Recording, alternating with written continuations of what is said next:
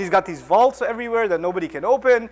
And as he's opening it, now there's this scene that is being painted. The word this dharfiyah here tells us everything. إِذْ قَالَ لَهُ قَوْمُهُ لَا تَفْرَحْ.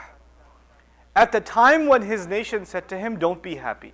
إِنَّ اللَّهَ لَا يُحِبُّ الْفَرِحِينَ. I'll give you a rough translation first. Allah doesn't love those who are overly happy. Now somebody might read that last part of the ayah and say, see, Allah doesn't like people who get too happy. And you're sitting in a party somewhere, somebody's smiling. لَا تَفْرَحْ إِنَّ اللَّهَ لَا يُحِبُّ الْفَرِحِينَ. Don't be happy, Allah doesn't love people who get too happy. No. That's not what this ayah means. This is all one ayah. You see, Allah actually gave us a principle in the Quran. He says, لِيَدَّبَّرُوا آيَاتِهِ. You have to reflect deeply into His ayat. Every ayah is one unit, is one lesson. You cannot separate one part of it from another part of it.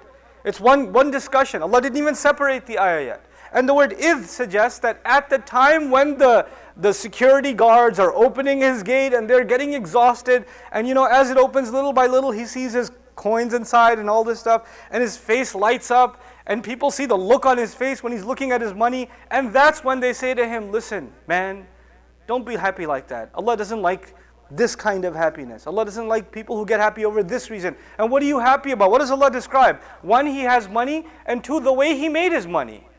The way He made His money is by selling His people out. By being a traitor to His own people. What reason do you have to be happy? Now before we go any further, just about this ayah I wanted to share with you, Allah Azza wa Jal gives everybody wealth. People who make money through halal means, Allah gives them. People who make money through haram means, Allah gives them too. People who make their money by causing other people harm, Allah gives them too. As a matter of fact, even a robber can become wealthy by robbing someone.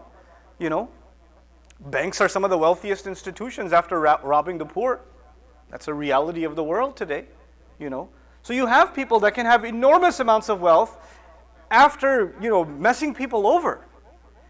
And they're obviously very happy when they see their wealth, when they go on their expensive vacations and their private jets and all of this other stuff. But I'm not talking about billionaires today. Let's just at least talk about ourselves. Allah gives you and me wealth also. Some little, some more. And whatever He gives us, it can become a result of you constantly thinking about your money. There are two problems here. The one, the way you make the money. And two, the fact that you have money makes you really happy. You keep checking the online app and logging back into your online banking and looking at it and smiling. You keep doing that. Or you keep looking at the car that you're about to buy. You keep looking at its picture over and over again. Or they just announced iPhone 6 is coming out, so there's a smile on your face the moment you saw the update. There's this look on your face. In other words, it's material things that make you really happy.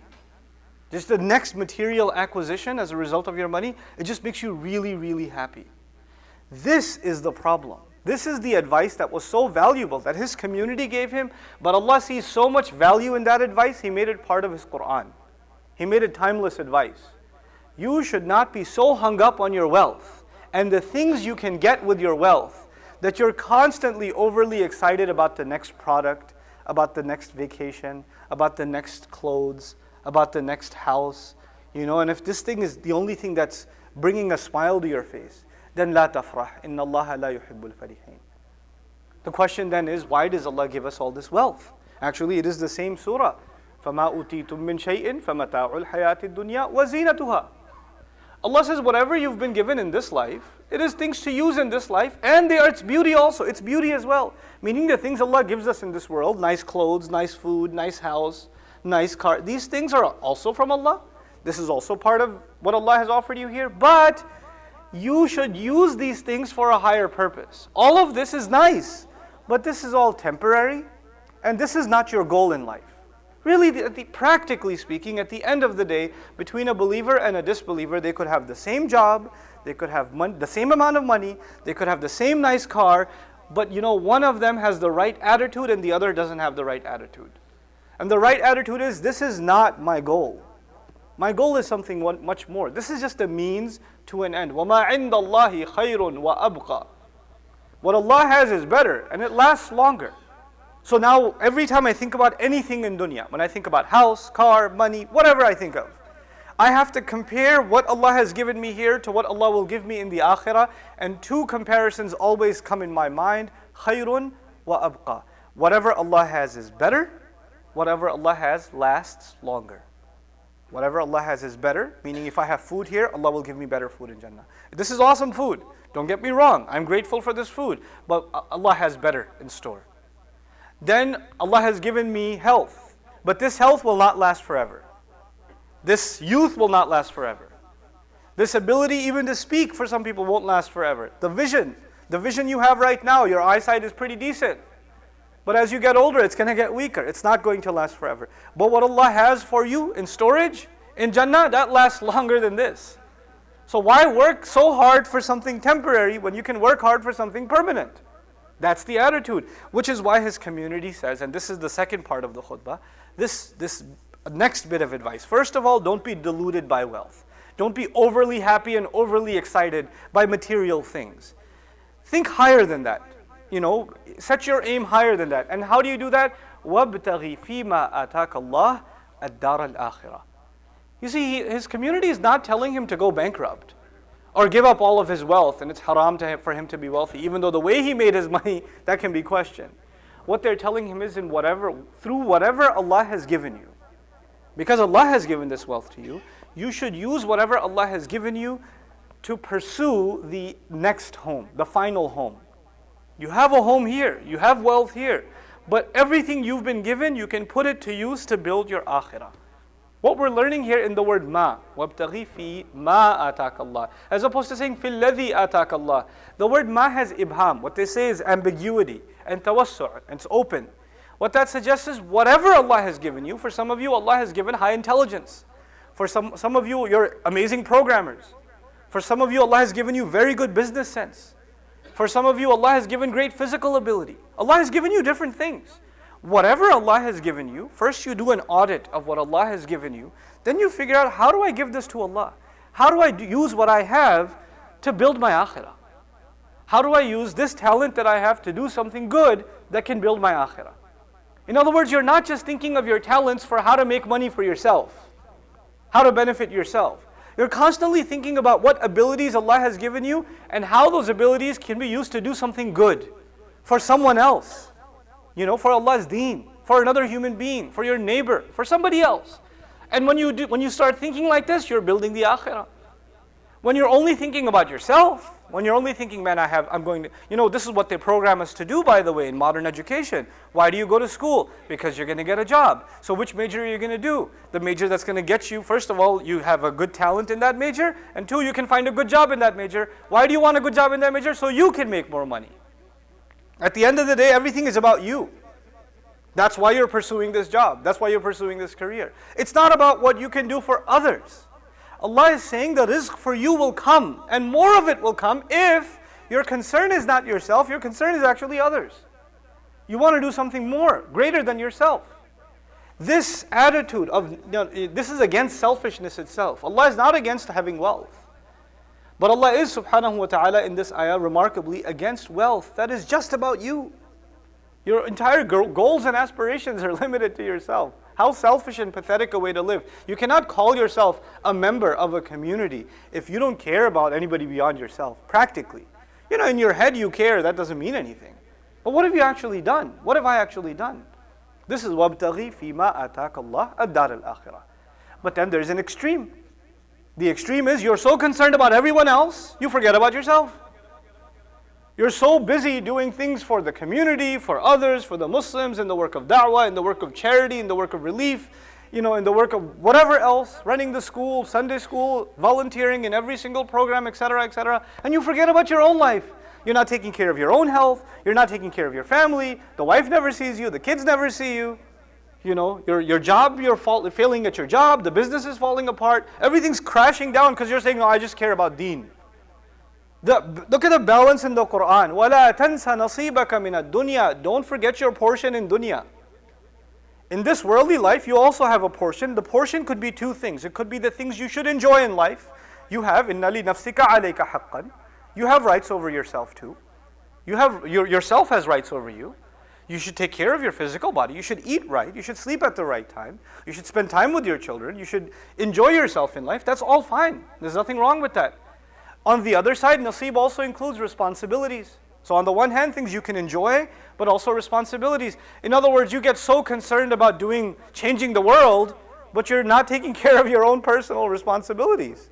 You have responsibilities that you and I have to take care of. وَلَا تَنْسَ نَصِيبَكَ مِنَ الدُّنْيَا. Now, if you can balance all of these things, meaning on the one hand, you are pursuing the afterlife, ad-dar al-akhirah, by thinking beyond yourself. At the same time, you're not forgetting about yourself. You're also taking care of your personal, your family responsibilities, etc. And your physical responsibility, for our physical rights also. Now, above and beyond that, what is the road open for? وَأَحْسِن كَمَا أَحْسَنَ اللَّهُ إِلَيْكَ. It's remarkable. Allah says, and excel the way Allah excelled towards you. You know, another rough translation is do good or do beautiful work as Allah beautified or did such a beautiful job towards you. In other words, the way Allah made you is ihsan from Allah. أَحْسَنَ اللَّهُ إِلَيْكَ. Could be Allah has done good to you, or the way Allah has made you, like He says, لَقَدْ خَلَقْنَا الْإِنسَانَ فِي أَحْسَنِ تَقْوِيمٍ. We created the human being in the best possible way. Allah Azza wa Jal, or best possible form, Allah Azza wa Jal is informing us in this ayah that the way you've been made, the aptitude, the skill set that you have, the talent that you have, the opportunity that you have, the job that you have, all of it is actually a gift from Allah, and Allah wants to see how you can use what you have been given. Because every one of us has been given something very individual, very unique. How do you turn that into excellence? How do you respond to Allah's favor to you by going and doing excellence towards others? Allah did excellent towards you. How do you turn that and do excellent towards others? وَأَحْسِن كَمَا أَحْسَنَ اللَّهُ إِلَيْكَ. Ihsan first and foremost is to Allah. But once ihsan is to Allah, it becomes to everything else. You know? Everything else we do has ihsan in it. When you drive the best possible way. When you study hard. When you play hard. Everything you do, you try to do the best you possibly can. وَأَحْسِن كَمَا أَحْسَنَ اللَّهُ إِلَيْكَ. Now, this, up until now, when we try to do the best we can in everything in life, really it puts us in a position, it's a difficult position. Because then what Allah is asking from us is balance. Allah is asking us to balance a lot of things. We want to balance our motivations of the akhirah, but we cannot go so extreme in our motivations of the akhirah that we forget about our dunya. And on the other hand, even when we do consider our dunya, we have to excel in everything we do, which means we cannot leave anything behind. Nothing should get shortchanged. You see, I'll give you a simple example so you understand this point. Some people are so busy at their job, and they're very good at their job. They're very, very good at their job. But at the same time, the family suffers because they're doing so much overtime. They have no time for their kids, no time for the wife, no time for anything else. So now family is suffering. So they have ihsan at the work, but no ihsan at home. Some people are really excellent when it comes to their physical care. They do a lot of exercise, they work out, they eat right and all of this. But when it comes to actually learning something, expanding their mind, it's not there. There's no time to learn for yourself. In other words, there are different aspects of our life. We have to find a way in excelling in all of them, to the best of our ability. When we try to do this, then we are trying to become a balanced human being. And by extension, the problem of the world today is that we are an imbalanced world. The societies of the world today are imbalanced. Either there are societies that are overly materialistic, or there are societies that are overly corrupt, or there are societies that are overly angry, or overly passive. This is the problem of the world today, is this imbalance. They call it extremism in one form or the other. But there's a kind of extremism inside each and every human being. They can lean one way or the other. And when that happens, then fasad, corruption happens. Because when you don't take care of something, then it goes bad. It goes bad. And when you pay too much emphasis on something, that's also, like لَا تَغْلُوا فِي دِينِكُمْ. You're doing too much to something, you can create corruption in that too, because you can become obsessive about something. So the final advice from his community is وَلَا تَبْغِ الْفَسَادَ فِي الْأَرْضِ. Don't pursue corruption in the land. There's a remarkable insight from some mufassirun on وَلَا تَبْغِ الْفَسَادَ فِي الْأَرْضِ. Before this khutbah is done, I want to share that with you as well. When Allah has given certain people wealth and status and prominence in a community, when Allah gives them that, then they have to become models of balance. They have to be models. Everybody else looks towards them and they want to emulate them. That's just a social reality. Look at the world we live in today. Forget Islam for a second. Look at this reality we live in today. When you have singers, songwriters, actors, musicians, or entrepreneurs, business people that are millionaires, billionaires, they're on television, they're on news channels, etc. Countless people want to be like them. Countless people wish they lived in a house like they have, or they had the life that they have. Man, I want to live the life. When they say that, they're actually looking at people that are in a prominent position and they're wishing that they were in that position, right? So when those people are imbalanced, then what happens? Then millions of people are vying and they're hoping that they can be imbalanced just like them. So they're not just corrupt themselves, they are now the source of corruption because now they are role models to others. And they are corrupt role models to others. So when you and I have been given any position of responsibility and we don't live up to the best we can possibly do, then we become a source of corruption ourselves. Even if you're not hurting anyone else, just the fact that people are looking up to you. In your family, there are people who look up to you. If you're the oldest brother in your family, or you're the elder in your family, there are people who look up to you. If you're a member of Shura at a masjid, people look up to you. If you're the imam, people look up to you. If you're a khatib, people look up to you. So if you're not trying to live up to a balance, then you're going to cause corruption without even realizing it. Because people will use you as an example and do the wrong thing. People will use you as an example. People do that. People don't look at Islam as the standard. People look at who they see as the standard. Well, he did it, I can do it. How many people rely on, why you pray so quickly? Well, I saw the imam praying quickly one time, so I think it's okay. Instead of looking up how you're supposed to pray, for most people, what do they look at? The role model. Who's in front of them, practically. That's what they shouldn't do that, but that's a reality, that's what they do. And Allah is acknowledging that social reality and through His community, letting Him know, look, if you're the most prominent member of our community, everybody knows Qaroon. If you're not balanced, every one of us is going to want to be like you. Which is why it makes total sense when you go later on in this surah, and I'm done now, but later on in this surah, Ya layta lana mithla ma utiya Qārūn. Oh, if only we had what Qārūn has. We wish we had what Qārūn, and most people were actually obsessed with him. They wish they lived that lifestyle. They were hoping for that. Why? Because he's in that position, it's an attractive position to be in, everybody wants to be like that. So those of us, and by the way, in some sense, every one of us is in a position of prominence, in a position of responsibility. Many of you, are fathers in your home. You as a father in your home, the way you carry your life, the way you live your day, it sends a huge message to your children on what is important, what isn't important. Without you saying a word, you are teaching them. You are teaching them. And thereby, if you don't live up to that balance and that striving for excellence, if you don't do that, then you are actually pursuing fasad in the land. وَلَا تَبْغِ الْفَسَادَ فِي الْأَرْضِ إِنَّ اللَّهَ لَا يُحِبُّ الْمُفْسِدِينَ. You see, Allah did not say, إِنَّ اللَّهَ يُحِبُّ الْفَاسِدِينَ. He says, al-mufsidin. Fasid is lazim. Mufsid is muta'addi. Fasid means someone who is corrupt in and of themselves. Mufsid is someone who causes corruption, who spreads corruption. Allah is telling this guy, through this community advice, Allah is telling Qaroon, if you don't become a good example yourself, you don't straighten out your life yourself, you are not just corrupt yourself, you are the cause of corruption. You are the cause of corruption. That's heavy. That's really heavy. Now our actions are not limited to ourselves. Our misbehavior is not limited to ourselves. Even the younger kids that are here, you are an older sibling. When you have an anger problem or you talk back to your parents, or you disobey, or you lie, then you are setting an example for your younger siblings. That's what you're doing. Because your younger siblings are looking up to you. So when you do that, then it's going to spread. And that's what ifsad is, spreading corruption. So I pray that Allah Azza wa Jal, first of all, does not make us obsessed with wealth and material things, that the only thing that brings us happiness is the next material gain. That Allah gets out of our mind the obsession for the next house, or the nicer apartment, or the newer furniture, or the nicer car, or the newer phone. Get this stuff. This stuff will come and go, man. It's okay. Allah has provided a roof over your head. It's okay. You can get nice things, but don't be obsessed with them. Have them in your hand, don't have them in your heart. That's fine. But may Allah Azza wa Jal put in our minds constantly the thing we think about that makes us happy is how much closer we are getting to Allah, how much Qur'an we're memorizing, how much of the book of Allah are we understanding, how much of the seerah of His Messenger sallallahu alaihi wasallam are we understanding, how much of the sunan are we beautifying in our life. These things should make us happy.